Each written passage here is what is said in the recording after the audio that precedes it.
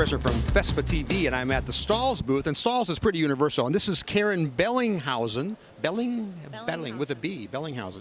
And what does Karen do? I work with. I've worked for Stahls for over 20 years, and I've done. Did you live in St. Clair Shores, or? I did live there for several years, and then I moved to California when they moved some offices. Remember when they got into the whole computer draw-made and developing that? That was. Well, you should have moved to Arizona. They have an office in Arizona. They do now in Chandler, right? So that's going really well. So what are you doing here? I mean, you personally, I'm here to see what's new and help report that back to our customers in the U.S. I do a lot of writing for Stahls. You think Europe's on the cutting edge then? I mean, is it ahead of the U.S.? I think there's a lot of similarities, a lot of crossover, between we get things from them and they get things from us. And, now you see so many companies here that you see that are from the U.S. and when you go to the U.S. shows, it's vice versa. I mean, everybody's everywhere. Pretty universal. It's amazing. Now, how big is your operation in Europe? Where's it located?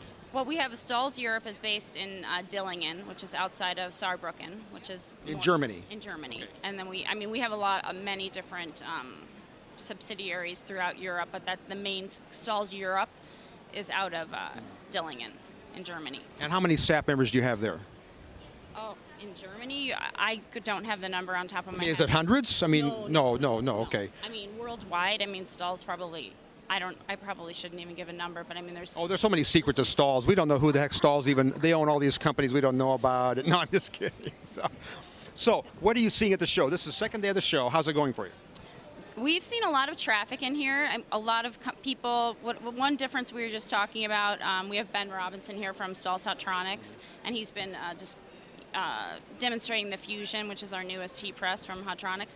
And what we've been noticing is that, first of all, there's a lot more heat presses here than you see. They're everywhere. We walk around. You're right. From a U.S. show, you wouldn't see this many heat presses. There's so many sizes, shapes, colors. I mean, there's pink and teal, and there's some that look like jukeboxes. And I mean, there's just really a lot of crazy presses. We see that from Stahls next year. The jukebox version. Where's Ben? We need to get in.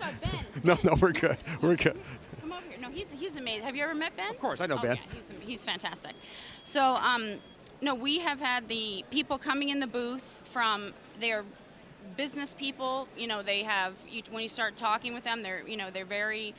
No, we don't have to explain thermoprinting anymore, heat printing to people anymore. But did you used to have to kind of go, well, this is what it is, and this is how it works? So. And I think in the States we're kind of still doing that. So that would be one difference, I think, where they walk in, we don't have to say this is a transfer and this is and they know, and they come here and they want to buy a heat press, they want to get into the CAD color media, they want to come. So you think they know Stahls?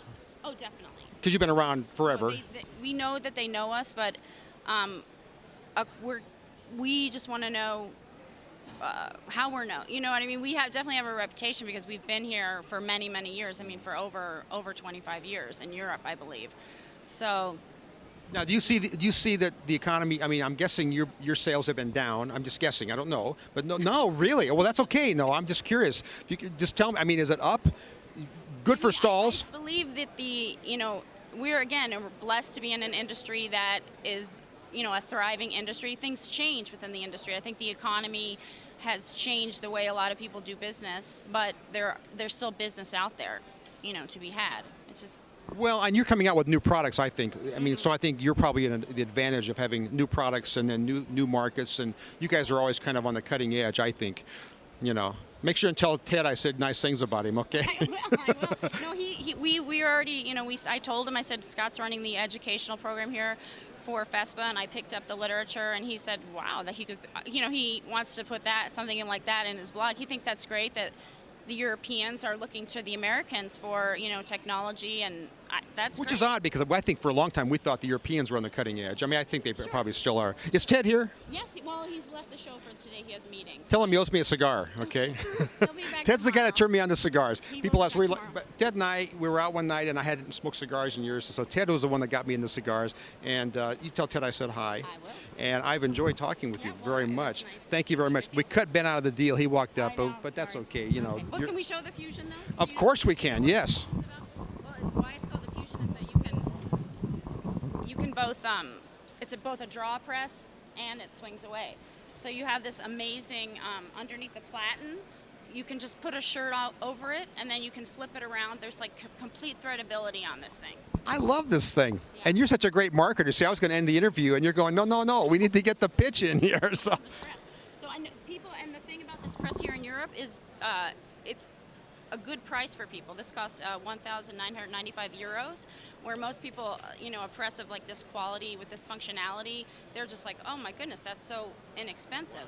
this has a timer. I mean, like if you're doing it for DTG, you could then set it. It doesn't have like the hover thing. For Okay, DTG. all right. That's why our hover press sells, which is the one that like opens. Right. Yeah. The dual timer. But this is just really for production. People. Just the threadability of it is amazing. People are going crazy about it. Now, this is the first time you've introduced it? Here in Europe, we just introduced it in the States in March, and this is the premiere of it here. And I think we've pretty much like sold all the floor models. And It needs flames, though. Don't you think it has that kind of a design like it could take off? All right. yeah. Karen, it's nice talking with you. Take Thank you care. very much. You tell Ted I said hi. I will. Bye. Thanks for stopping Thank you. by. Scott Fresener, T-Biz TV. No, I'm at FESPA TV right now. What TV am I at today? At the Stahls booth.